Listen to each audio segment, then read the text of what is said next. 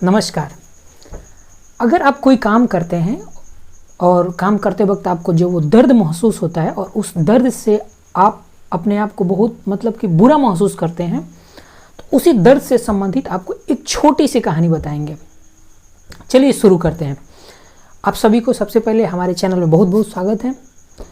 एक बार एक मूर्तिकार किसी जंगल से जा रहे थे और मूर्तिकार जो लोग होते हैं ऐसे लोग बहुत ही कि वो विचार करते रहते हैं, कुछ ना कुछ क्रिएटिविटी करने के लिए उनके दिमाग में कुछ ना कुछ चलते रहता है। तो जब वो मूर्तिकार किसी जंगल से जा रहे थे तो जाते जाते उनको एक रास्ते में एक बहुत ही बढ़िया पत्थर खूबसूरत पत्थर दिखाई दिया।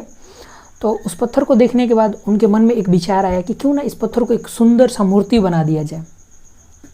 मूर्तिकार अपना वहाँ पर देखा, पत्थर के पास गया और अपने झोले से जो औजार होता है, छेनी हथौड़ी, जो भी उस मूर्ति बनाने में उपयोग किया जाता है, उसको निकाला।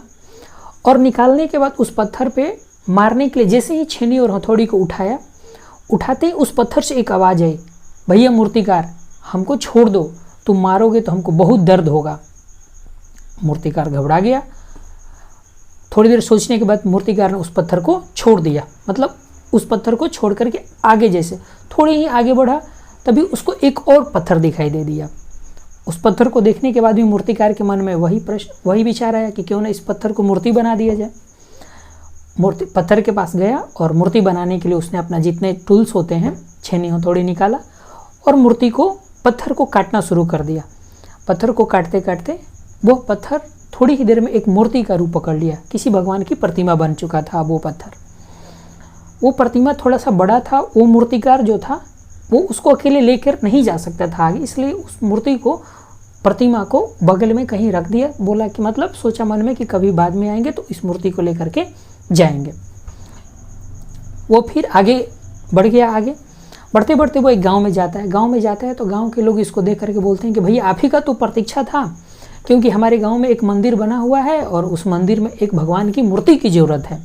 मूर्तिकार यह सुनते ही बोला कि मूर्ति बनाने की क्या ज़रूरत है, मैं तो मैंने पहले ही एक मूर्ति बना करके जंगल में रखा हुआ हूँ, चलो चल करके उसको ले करके आते हैं। गांव वाले भी साथ हो गए और मूर्तिकार गांव से लौट गए जंगल में लौट करके उस मूर्ति को इन लोग ने अपने जो भी अपना गाड़ी या वाहन लेकर गए हैं उस पर रखे। तो किसी ने बोला कि यार मूर्ति भगवान का जब प्रतिमा स्थापित करेंगे मंदिर में तो एक पत्थर भी चाहिए नारियल फोड़ने के लिए। तो बस थोड़ी देर बगल में वो पत्थर पड़ा हुआ था जिसको शुरू में मूर्तिकार ने प्रतिमा बनाने के लिए आगे गया था। उस पत्थर को भी ले लिया गया जिस पत्थर को छोड़ दिया गया था। भगवान की प्रतिमा और वो पत्थर जिसको छोड़ दिया गया था वो दोनों साथ चल गए। आए गांव में बहुत धूमधाम से उस भगवान की प्रतिमा को मंदिर में स्थापित किया गया। भगवान की प्रतिमा तो मंदिर में स्थापित हो गई और वो जो पत्थर था बगल में रख दिया गया।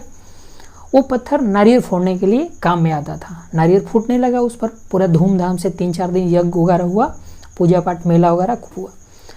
5-6 दिन बीतने के बाद जो वो पत्थर जिस पे नारियल फोड़े जा रहे थे, उस मूर्ति वाले पत्थर से पूछा, अरे भाई साहब आपके तो मज़े में कट रही है, आपको तो खूब धूमधाम से पूजा पाठ, खूब मिठाइयाँ, आप एक टीका, बहुत सारे आपको सम्मान दिया जा रहा है और एक मेरी किस्मत है कि मुझ पे रोज़ करीब कि सैकड़ों आदमी आकर के नारियल फोड़ते, बहुत दर्द होता है भाई, बहुत भाग्यशाली हो। यह सुनते ही वो जो मूर्ति वाला जो पत्थर था वो बोला, नहीं भाई साहब मैं भाग्यशाली नहीं हूँ, यह सिर्फ कर्मों का फल है। आपको याद होगा कि जब आपको कुछ दिन पहले एक मूर्तिकार आपको मूर्ति बनाने के लिए छेनी हथौड़ी उठाया था तो आपने क्या बोला था कि भाई साहब छोड़ दो, मुझे बहुत दर्द होगा। लेकिन मैंने वही दर्द को सहा और उसी पत्थर से मैं एक मूर्ति का आकार ले लिया और आप पत्थर ही रह गए। तो आप समझ रहे हैं हम क्या कहना चाहते हैं। कहानी का आपका तात्पर्य यही है कि जब भी आप कोई भी काम करेंगे तो आपको दर्द होगा, आपको दर्द सहना होगा। वो चाहे कोई भी कार्य हो, पढ़ाई हो, बिजनेस हो, आपका सर्विस है, किसी भी क्षेत्र में आप जाइएगा तो आपको परेशानियां आएंगी।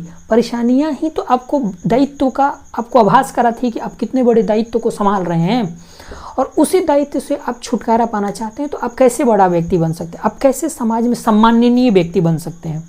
इसलिए जब भी कोई कार्य करें तो दर्द होता है, उस दर्द को सहें और सह करके आप आगे बढ़ेंगे। आशा करते हैं ये आपको कहानी अच्छी लगी होगी। मिलते हैं अगले वीडियो में, तब तक के लिए नमस्कार।